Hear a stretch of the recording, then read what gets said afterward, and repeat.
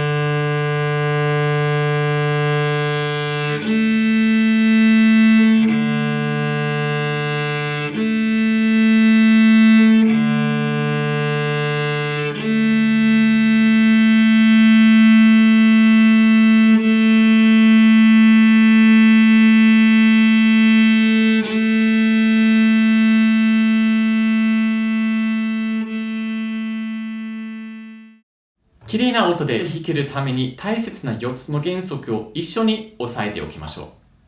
まず1つ目の原則は、弓は弦に対していつも直角に動かすことですね。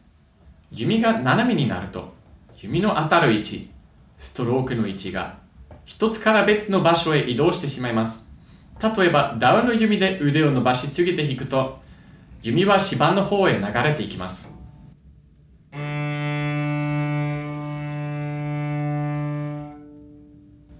これは実際には正当なチェロのテクニックの一つですけど、今日この場では扱いません。ここでの目的は同じストロークの位置で安定してコントロールされたボーイングを身につけて一定の音質を保つことです。2つ目の原則は天秤の原理です。弓はまるで天秤のようなものです。弓元では 100% 腕の重さを利用し、弓先では 100% の圧力を活用します。チェロの深くて太い音を出すにはこれが欠かせません。この原理の基本は弦の中に深く食い込む、噛みつくことですね。音を弦の底から引き上げるイメージを持ちます。弓元では腕の重さをそのまま使えるので、これがとても簡単にできます。いわばタダで弾ける状態ですね。苦労の必要がないのです。一方、弓先では腕の重さが使えないので、一番力が必要になりますね。弓中は腕の重さと力の活用のミックスゾーンです。3つ目の原則は弓を当てる位置です。基本的に3つの位置があります。駒の近く、指板の近く、その真ん中。ダイナミクスや音楽的な表現によってストロークの位置を変えると音色が変わってきます。駒の近くでは音が強くなり、指板の近くでは音が柔らかくなります。開放弦の練習では真ん中の基本のストローク位置か駒よりを選びますね。なぜなら目的は弦の中にしっかり入り込んでしっかりした音を出すことだからですね。指板の近くでは軽いボーイングが必要になりますから、そこでは食い込むことができません。こんな音が出ちゃいます。だからこのストローク位置はあえて個別にトレーニングする必要がないと思います。4つ目の原則は弓の毛を使う量です。皆さんは多分弓の毛の面積の全部を使うはずだと思いますが、ストロークをしながら弓をオートバイの加速ハンドルを回すように少し自分の方に傾けて弾くと弾き心地が変わってきます。アイススケートと比べるのが僕は好きなんです。アイススケートの靴のブレードはエッジがしっかり鋭くされて氷に食い込むように作られています。その工夫のおかげでスケートでカーブをするときにも安定して走れますよね。もしブレードが鈍いと氷に引っかからずすぐに滑ってしまって転んでしまうでしょう。同じ原理で弓の毛を少しでも傾けた方が音が出しやすくなるだけではなく、より深い音色も出せるようになると思いますので、ぜひやってみてくださいね。では、今からぜひ皆さんに毎日の練習に取り入れていただきたい開放弦エクササイズを僕と一緒にやっていきましょう。その前に弓の持ち方をもう一回チェックしたいと思われる場合は、ぜひ先にパート2というビデオも見てくださいね。そして根本的なストロークの原理をパート3で説明していますので、そのビデオもぜひ先に見てからこのビデオを見てくださいね。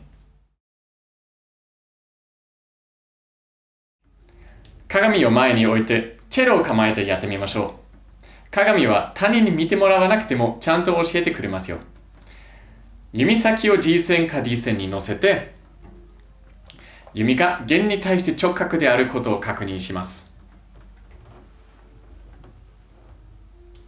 そして左手で弓先を固定して、右手の指で弓の棒を沿って滑らせます。パート3で教えた通りに、肘を押す、肘を引くという動きを行い、手首は自動的に動いています。この練習の目的は、弓元から先まで常にまっすぐな角度を保ったまま弾く感覚を腕で身につけることです。ここでは左手が弓を安定して固定できていることがとても大切です。そうでないと直角を保ちにくいかもしれません。そのためにもう一回確認します。はい、大丈夫です。できれば鏡を見ながらこの練習をしてくださいね。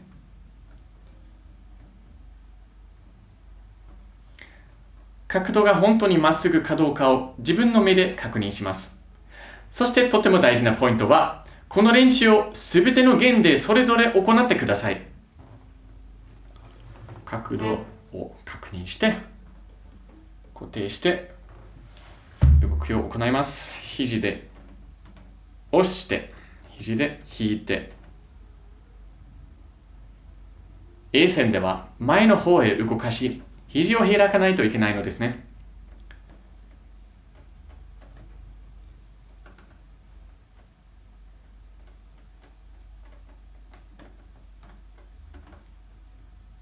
次に威厳も練習しましょう。また鏡を見ながらやっていきます。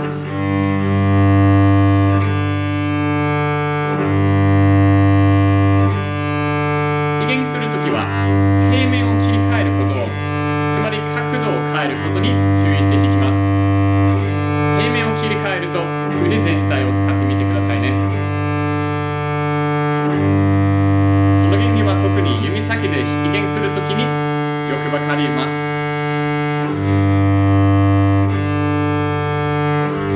腕はレバーみたいに大きい動きを行います。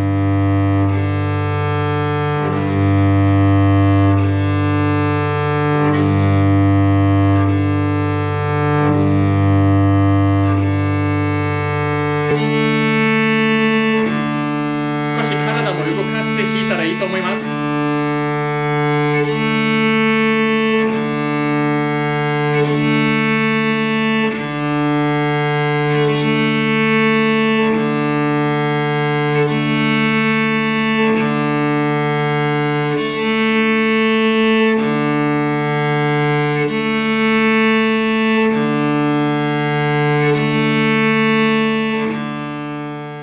もちろん休憩してください。無理やりしないでくださいね。ちょっとリラックスさせてからまた続きます。腕の重みを感じるためのエクササイズもしましょう。そのためにチェロを置いて立ちましょう。この場で軽くジャンプして自分の腕の重さを感じてみてください。腕をブランと力を抜いてやってみましょう。腕がどれくらい重いか感じられますか？それから体を腰のあたりから軽くひねって腕を自然に振ります。腰のあたりから動かしますけど、腕は自動的に動いています。腕の感性を感じるのが目的です。それができたらもう一度座って弓はまだ持たずにまずはチェロをハックしましょう。この場で少し体を揺らすことをお勧めします。そして息を吐きます。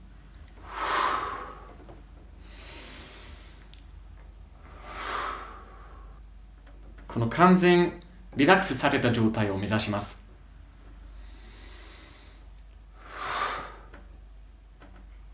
この状態ですね。次は弓を持って弓元を弦に置いて息を吐きます。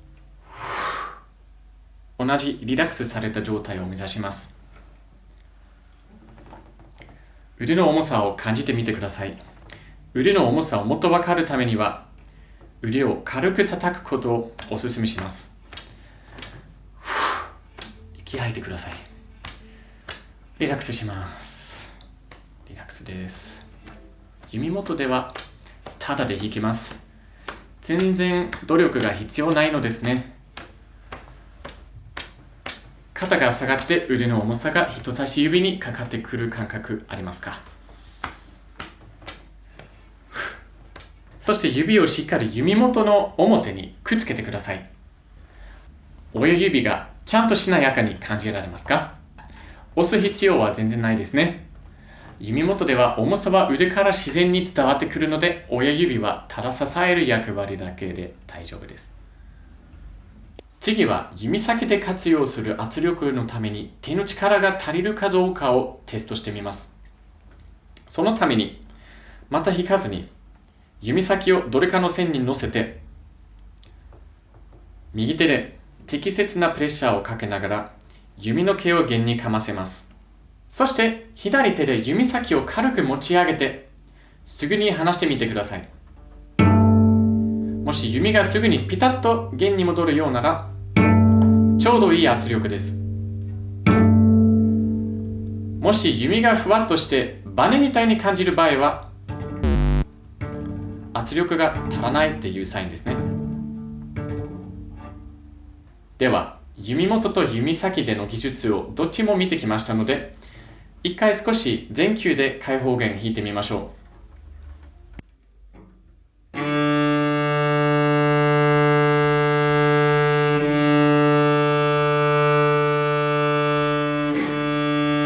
先まで弾いて、そこからまた弓元に戻るとき、弓の元では必ずリセットをしないとならないのですね。そのリセットというのは、重さに戻っていくことですね。腕の重さを感じることですね。息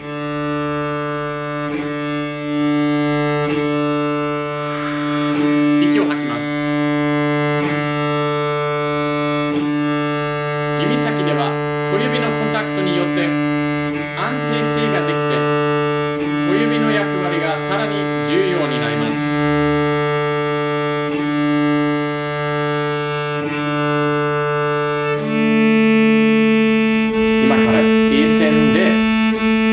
先だけを弾いていきます。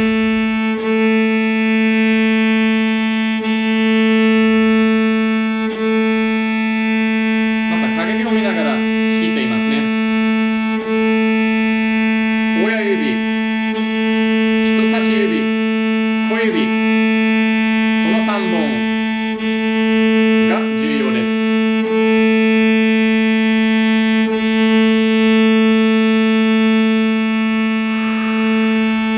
息を吐いてリラックスします。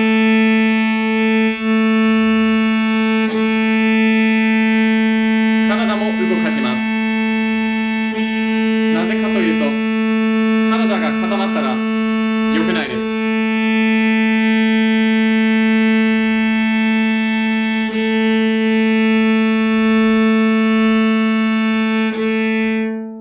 次は弓を当てる位置をそれぞれ試してみましょう。どんな弾き心地でしょうか？どんな音が出るでしょうか？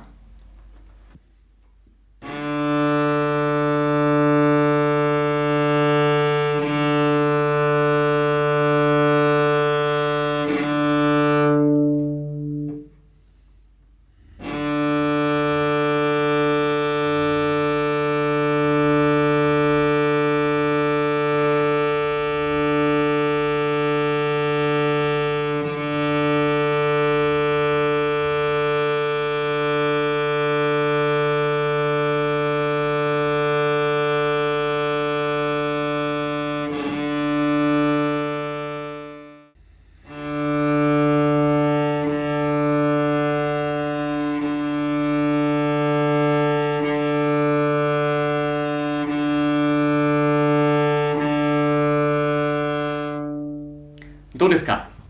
ここがゴールデンミドル、つまりスタートポイント。この場所をよく練習したらいいです。ちなみにダイナミクスを学ぶときになったら、ストロークのスピードも合わせて弾くこととともない他の場所も使うようになります。最後に弓の毛をどのようにどのくらい使うのがいいかわかるためには実験を行ってみてもらいたいと思います。何回かストロークをしてみましょう。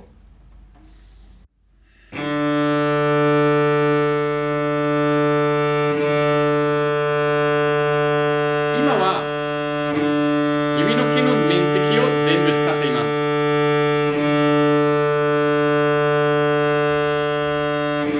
で、少しその毛を自分の方に傾けてみてください。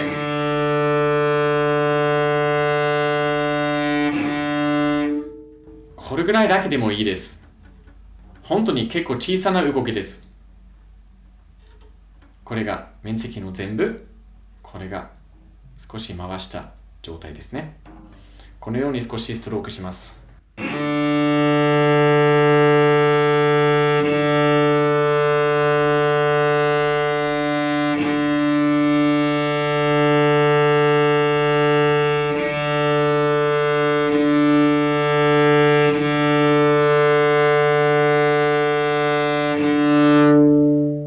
両方やってみて、どっちの音が好きか自分の耳で比べてみてください。